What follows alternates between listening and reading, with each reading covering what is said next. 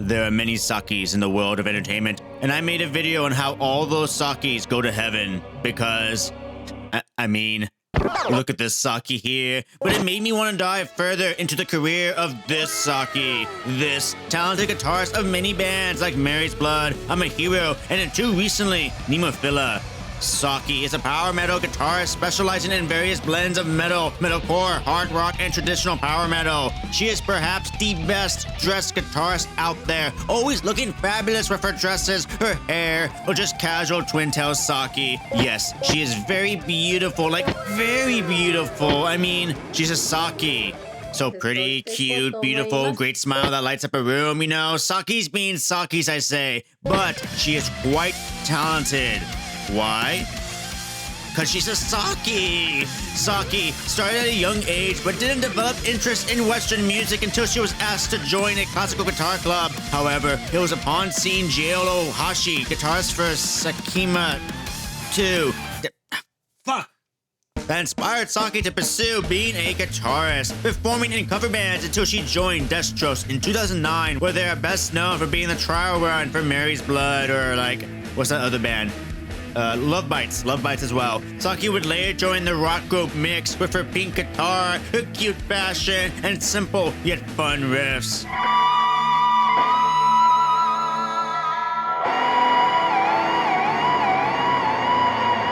The band would separate just before the release of their first album, and Saki would form a Vocaloid trio called Remaker, complete with Hatsune Miku-like singers. She would also play on the guitar track of punk idol trio's X-Teen's Only album before they quietly vanished into the dark void of unsuccessful idols, where there are plenty of, but it was basically...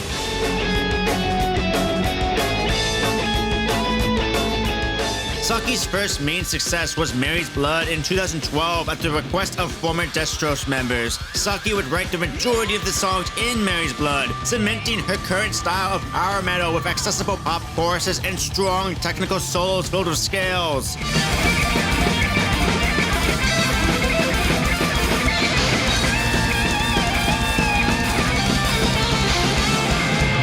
Like most guitarists, the passion of Saki seeps through in both her live performances, but also her solos. The tremolo picking she often does in conjunction with the more traditional power metal style and scales, as well as her long fingers, producing such speed with such clarity too. If it was Guitar Hero, she'd score perfect on the timing. She also loves harmonic solos, whether she's playing with the other guitarist or herself.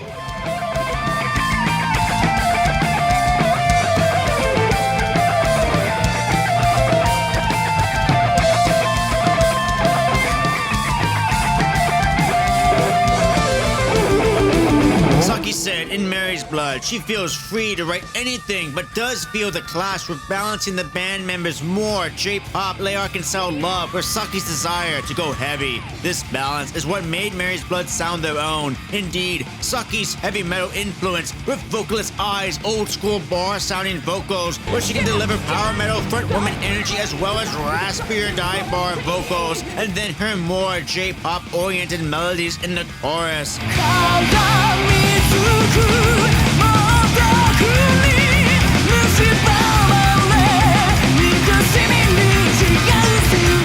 The bassist, inspired by punk rock, can be heard in hi-fi. That is 100% a J-pop sound that I would have heard in high school.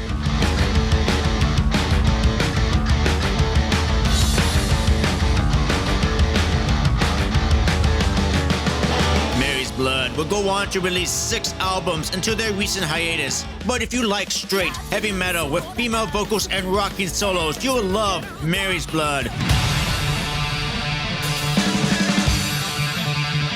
Countdown to Evolution, Revenant, or their self-titled album contains their more straightforward, by the roots heavy metal.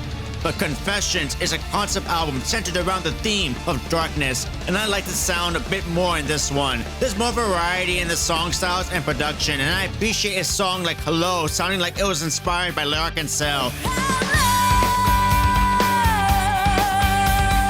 Or the final track, Requiem for the Victims, that remains one of their more interesting riffs in my opinion, with this interlude section leading into the carnival sound.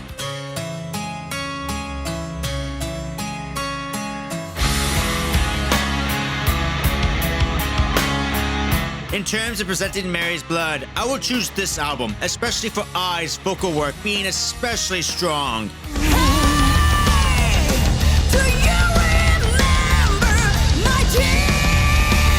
And of course, Saki, with well-done solos like the opening track.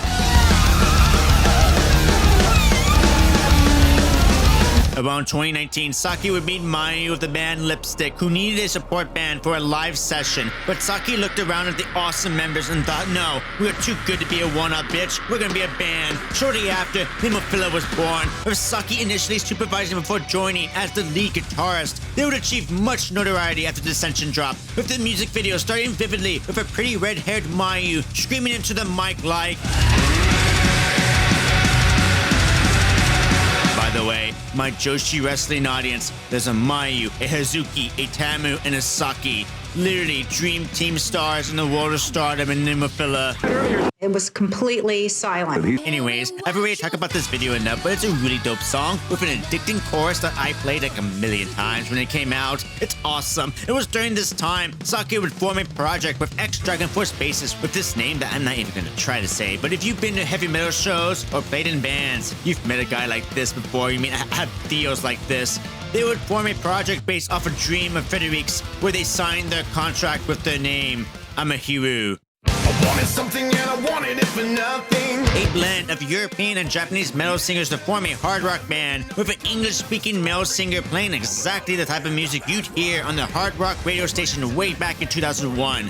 Or at my age now, I can go find some time capsule of a dive bar perpetually time-locked in the 2000s and hear the same thing. How many hours until you see your lovers with the lemon morning? But the two play off each other really well. If you like the 2000s hard rock scene, you will welcome this sound easily. Regardless, the project has since stalled with only one album release. Saki is a busy woman after all. I mean, she's Saki. Only this Saki does as little as humanly possible, but this Saki was juggling Mary's Blood, Amahiru, and also Nemophila around the same time. Nemophila would have a heavier metalcore sound than Mary's Blood, but also allow Saki to play far more aggressive than she normally would. Even in Amahiru, there was also a distinct use in post-production mixing and digital sounds, giving me the impression of new metalcore sounds that I grew up with, along with the Japanese heavy metal sound of Saki's other bands. As Saki called it, metalcore, but make it Eurofura. Give it like a fluffyness to give it personality, instead of forcibly portraying their female identities as masculine, like the majority of the female-fronted metal bands of my youth. While I loved it with bands like OTEP, Kitty, Lacuna Coil, The Gathering, In This Moment, The Agonist, Arch Enemy, etc., etc., etc., and yes, even Evanescence. Most of them did not dress as well as Saki did. Instead, she wanted the band's cuteness, their fluffiness, to come together into the metal parts. Metal with a personality. Hazuki with a cute smile, Tiny Tamu in the back, Haraguchi-san being Haraguchi-san, and Mayu with the raw aggression of a wild ocelot, and Saki playing heavier and harsher, but looking phenomenal still. And oh, not the falling, oh no. While Saki would compose songs for the band, I found it interesting that there is a composing team behind Nemophila, delivering MIDIs to the band and composing the song from there. Nemophila is, therefore, a brand with input from the artists, which is fine, but that's what it is. While the brand itself brings me back to my youth with some of their sections, I don't love the majority of Nemophila's songs, but they are Saki's most accessible work.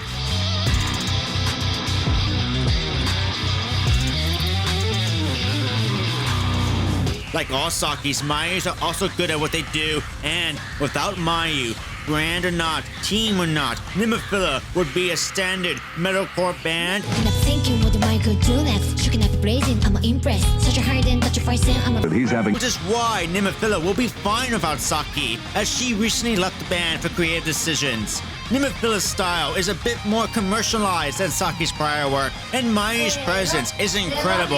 What will be missing is Saki's stage presence and her fashion sense. Saki is personally on her solo arc, releasing 2 singles to date to show off her guitar writing skills with more range of styles, at a point where she can do anything, work with anyone, go anywhere. For example, I found a guitar session called Shred Racers, where Saki covered Lisa's theme for Demon Slayer, along with Fuki from Unlucky Morpheus. 強くなれる理由を知った僕を連れて進め Making this a dream duo that I need far, far more of. Like now, the ultimate collaboration. Saki on guitar, Fuki on vocals, give me Senri Kawaguchi on drums, and F Chopper Kogo on bass, and we have a dream band! Make some dope music, goddammit!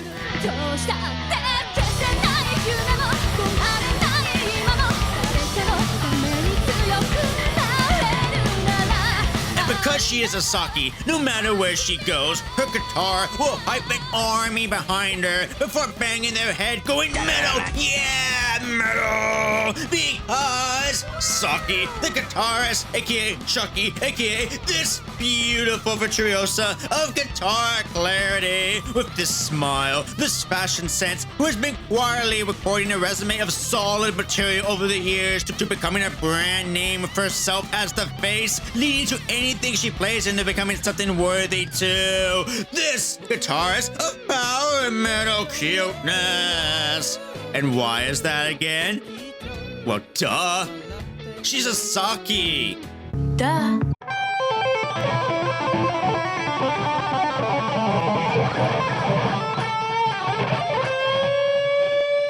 And thank you to all the Costume Maniac army out there. We have Jeff, the Up Channel Tees, Renee Valdez, Asia Trace Maddox, Justin Stein, Matthew Pilchuska, Noja, Fu, Terrence, Dan Work, Mullen, Adam K, Ray, Kanashiki, Party Money 520, Juggernaut Graphics, Wave, Aaron Zacarias, 45222, I One Victim, GLA, Julius, Sungasashi, Paul Darn, Echo Simon, Scott Racer, Stephen Siemens, Commentary, _D, Little, Choo Choo, Tony Davis, Justy, The Outlaw, Dodge Morningstar, and Doggo Snake, and Impossible 033, and Bogo, and Aldo, the High Messenger from the multiverse of Yukis. Thank you.